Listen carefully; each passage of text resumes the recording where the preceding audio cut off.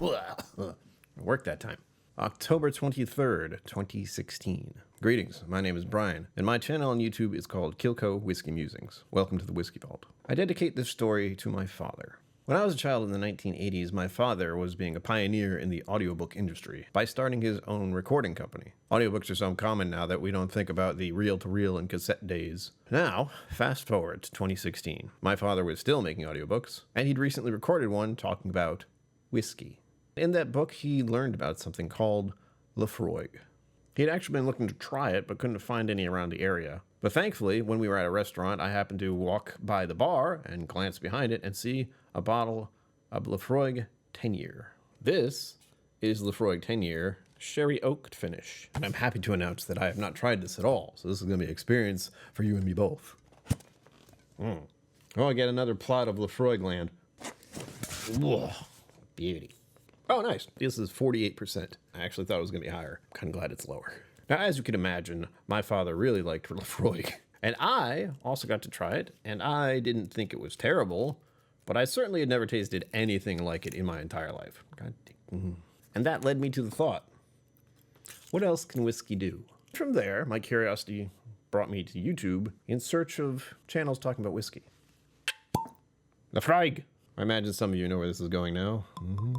Oh, yeah. Ooh. That's right. I found a channel called the Whiskey Vault. But first, the color. Hello. Do you see what I see? Do you see what I see? This is much darker than usual. A very serious sherry impact on this one. To the nose. Oh, man. Oh, yep, that's Laphroiag. I typically get iodine on the nose, and it is definitely in here. There's also a touch of seaweed, and one that's very common for me is getting the a very faint smell of a hospital. Oh man, I'm starting to salivate. This is also making me think of a smoked cherry. Oh yeah, and a bit of brine. But there is an underlying sweetness to this. Not the first time I drank it, but now, absolutely. Oh man, okay. On to the palate. I should mention here, I can't actually consume whiskey right now. There is a significant reason why the Whiskey Vault has a dry week. And in my case, it's a very good thing we had it, and I've actually been doing it for many years. But about 63 days ago, I heard the words fibrosis of the liver, which generally means it's starting to scar, which is bad for an organ that can fix itself. Since then, I've had to pause on my alcohol intake. However, I can still nose and spit.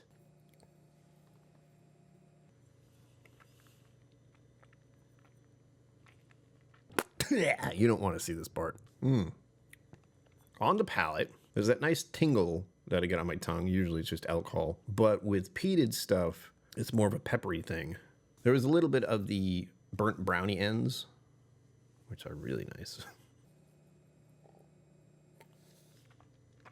Oh yeah, a thread of that iodine is in there. Mostly this little tingle that I get from peated scotches. It feels like a mix of white and black pepper. The cherry note also came through. It's more of a dried cherry in this case, or possibly a dried cranberry. It's a little oily, so it's actually sticking to my tongue still. And it has a little bit of a dry finish. It's not a long dry finish, but it's still lingering. The sherry absolutely tamps down some of the heavy peat notes that you would get from regular Laphroiag 10-year. It brings out a little more candy sweetness and dried berries like raisins, cranberries, cherries. This is actually what would normally be a very easy drinking peated scotch for me. And it could be used as an introductory scotch to people who already like whiskey and were curious about scotch. But just because it's at 48%, I wouldn't really recommend being like, here's your first peated scotch. It's 48%.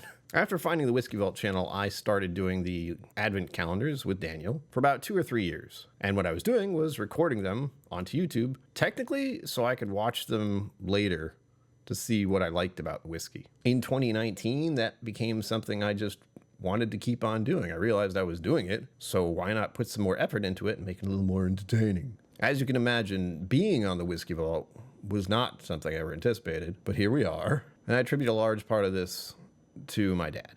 Papa KillCo, as he's called on my channel, isn't doing great. He's been living with pancreatic cancer for the past couple of years. It's thanks to his hard work that I got into whiskey. It's thanks to him and his support that I've continued my whiskey journey. I feel very fortunate that my parents have continued to support me here. That's why I was able to attend Wizard Academy and become a whiskey sommelier and somehow find myself on this YouTube channel.